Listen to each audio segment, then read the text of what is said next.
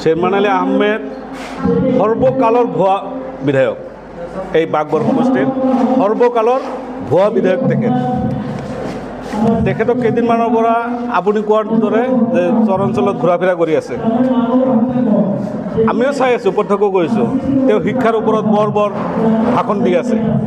মই তেখেতক চেলেঞ্জ জনাইছোঁ যে তেওঁ শিক্ষাৰ ওপৰত যেনেদৰে ভাষণ দি আছে, যোৱা 15 বছৰত এই চৰ অঞ্চলত বা বাগবৰ সমষ্টিত যদি তেওঁ কোনো এজন ছাত্ৰক IAS বা ডক্টৰ বা ইঞ্জিনিয়াৰ কোচিঙৰ কাৰণে যদি তেওঁ 15 টকা খৰচ কৰি থাকে, বা কোনো এজন ছাত্ৰক যদি তেওঁ কোনো বৃত্তি পাবলৈ বা কোনো উচ্চ শিক্ষানুষ্ঠানত শিক্ষা ল'বলৈ যদি তেওঁ কোনো ধৰণৰ সাহায্য প্ৰদান কৰি থাকে, তেওঁ যাতে ৰাজহুৱা কৰে যে এইজন ল'ৰাক মই শিক্ষিত কৰিছোঁ, এইজন ল'ৰাক মই সহায় কৰিছোঁ।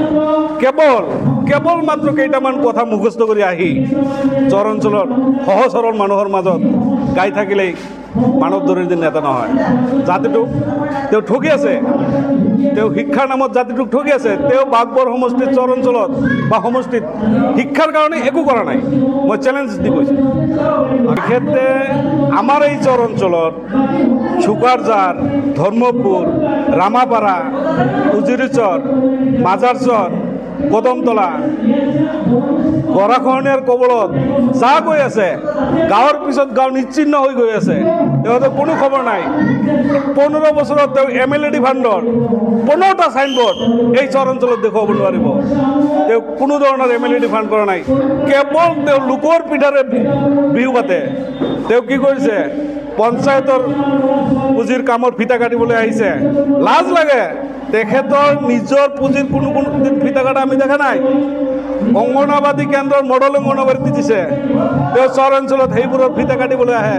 লাজ থাকিব লাগে। তেওঁ 15 বছৰত চৰ অঞ্চলত তেওঁৰ MLAD ফাণ্ডৰ পৰা কেইটা ফিতা কাটিলে?